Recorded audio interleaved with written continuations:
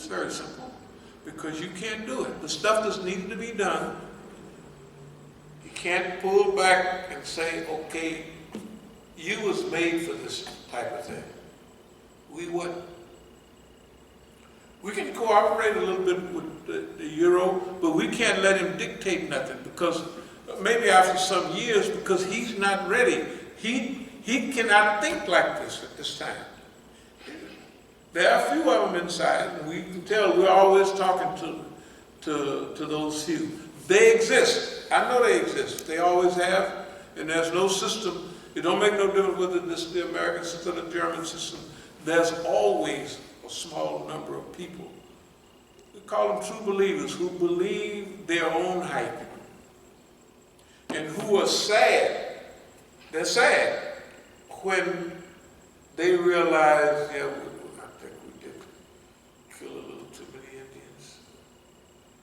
Look at that guy's knees on that man. That's sad. Right?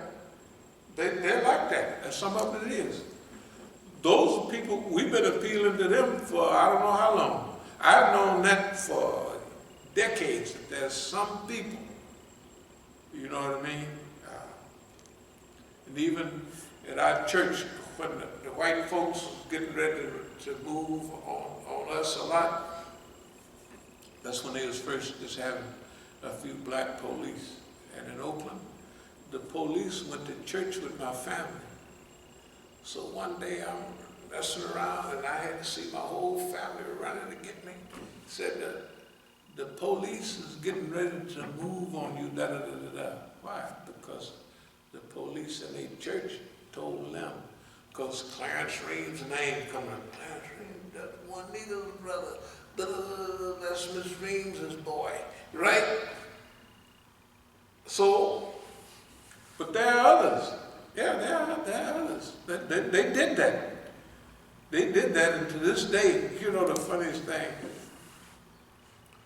not to digress, but at Allen Temple Church, when Reverend Smith, he's a big preacher now, he's retired, but he's a preacher emeritus, his son is a big preacher there now.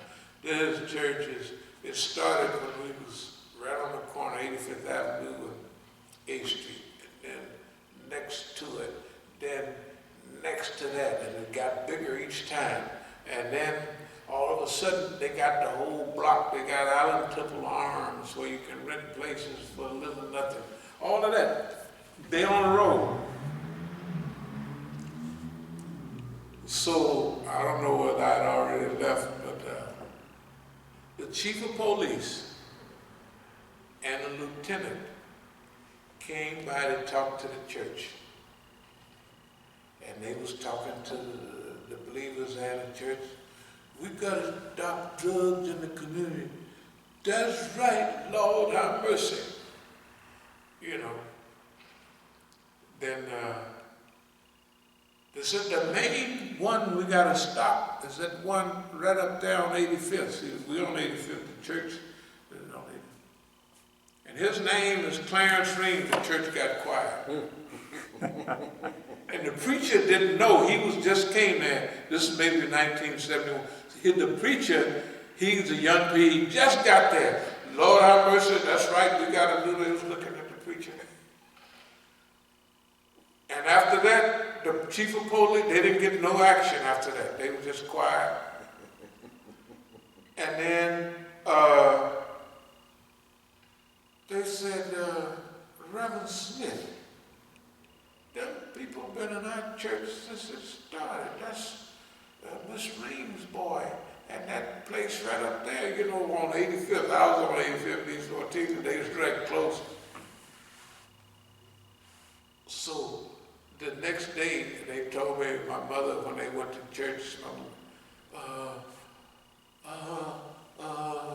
Sister Reeves, I didn't know he was apologizing, you know. Because see, now remember, in that whole area, I was going to jail most of the time, but I was a bad little boy in the neighborhood that everybody liked. You know, but I didn't do nothing to harm nobody. I was just a bad little boy, that's all.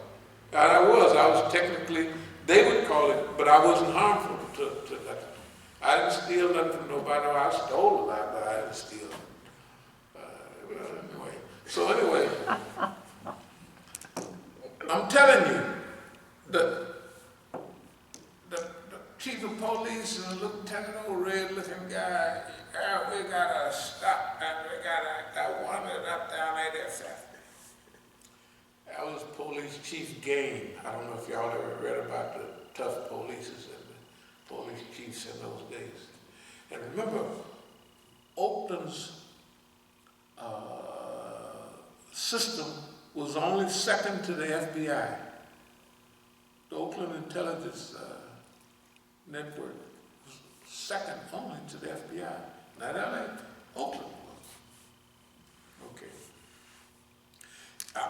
You know, if you watch that movie about the Black Panther Party, the FBI was telling the police go around but one time you see the FBI came in and they took over the whole Oakland Police Department. That is realistic. That actually happened, not the way they showed it.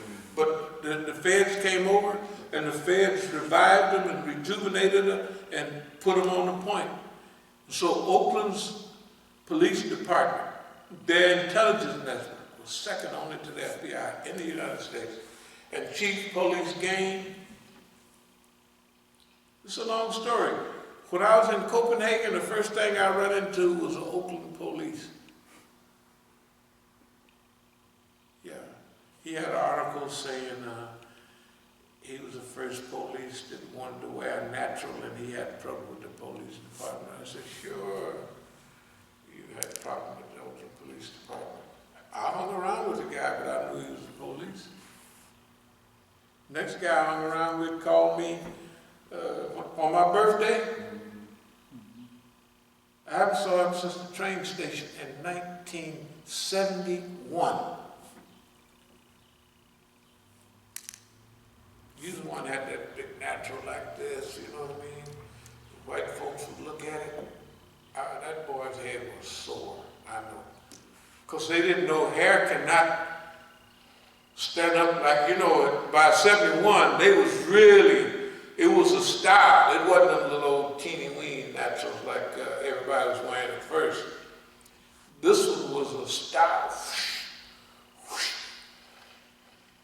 And them soldiers, man, in the army, I could see why they got the volunteer. Them Negroes, boy, look at here. And all them old Vietnam handshakes, I see them, boy, I said, man, because I go to the concern when I was in Germany now. I said, man, them niggas there, boy. And black talk, they was talking black. Now, Copenhagen is right above Germany.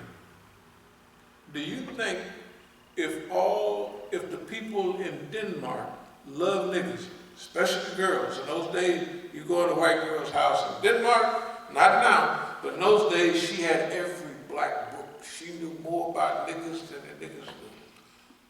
All that stuff. Angela Davis' sister come up there to raise money there in Sweden when I was there. I went to see her. You know. Hey, man, do you think the government's not going to have police Negroes up there if all the Negroes is running up there to Denmark and to Sweden? They can go over there and they can stay. If you run away from the Vietnam War, right, you can go to Canada and you can go to Sweden. You know, you can stay there. And Malmo was right across Sweden. So I don't believe everybody that was up there was the police. I know some of them wasn't, but I know everyone I knew, they looked like the police, they act like the police. Then one of my brother's friends, blackest guy I ever knew, Frank Moore, he was there. And he gave me a trick number. You dial this number, then you da-da-da-da, when you get to 10, put this digit in, and then da-da-da. Of course. So I know what he was giving me. I knew it after, but I didn't know then. The man was giving me the CIA call card number. You can dial any number you want, right? Then dial this code, then punch that, and then, so as soon as you punched it, CIA pick up your phone call. Because he was the police, yes he was. Anyway, that's all experience. You do this stuff long enough, you can smell stuff. It don't make no difference what nobody say. You can smell it and you can see it. But now, boss man has a problem. He wants to comply, but he's confused. Why is he confused? He's like a big baby.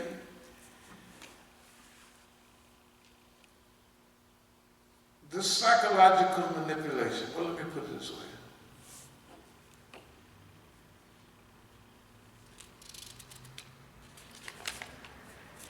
Okay.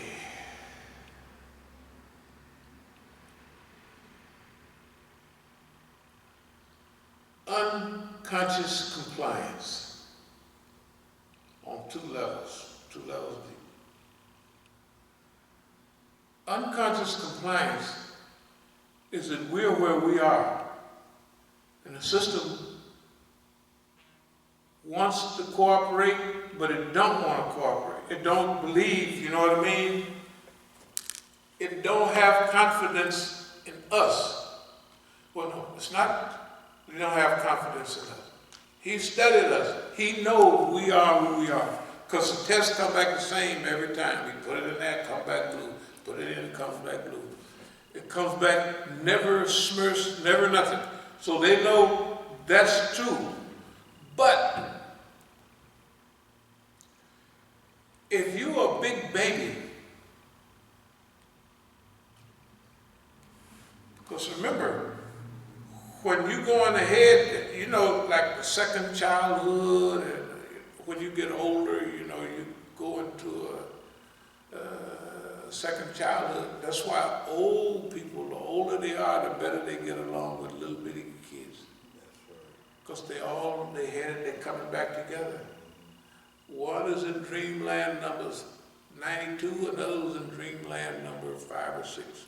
They can communicate very well. And the old one can also transfer to that young one their old history and customs. And the young one can remember all of that stuff. That's the way my father was. He was 6 years old and his great ancestor died, and he remembered everything they said because he was 6 years old, right when he died.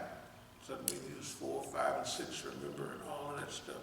And they repeated it over and over again. So now, we don't want to get too psychological. But it's almost like Nicodemus, you know, in the Bible, Nicodemus coming to Jesus and said, what's all this about? He said, you got to be born again. He said, born again? Can I go back into my mother's womb? And, you know, he said, you got to become born of soul and spirit. In other words, stupid.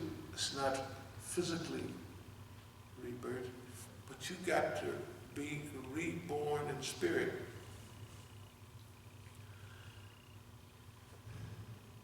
The white man or the system is a big baby, but it hasn't been reborn. You know what I mean? It hasn't been,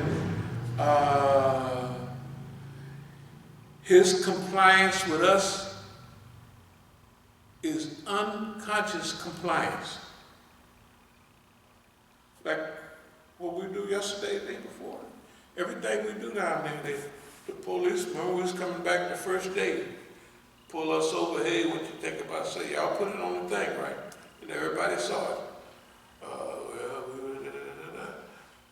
And then the next day we said, okay, since that's the way they feel, well, that's what they're presenting to us, we're going to take this to the people because that's what they're presenting to us. Okay, they're presenting to us that they hate to see all these white kids. That's what they're presenting to us. It could be absolutely true, or not absolutely. It could be very true, but it could be partially true. Because part of those white folks is theirs, right? part of those white folks is theirs, but all of them aren't theirs. Now suppose we get all the white folks that's not theirs. We got a crew, we can shake this place upside down. So their compliance with us, they know we're right, they know we're correct, they know we don't make miscalculations. They know we don't even read the stuff that come in about us because we don't want any pollution to come in our decisions.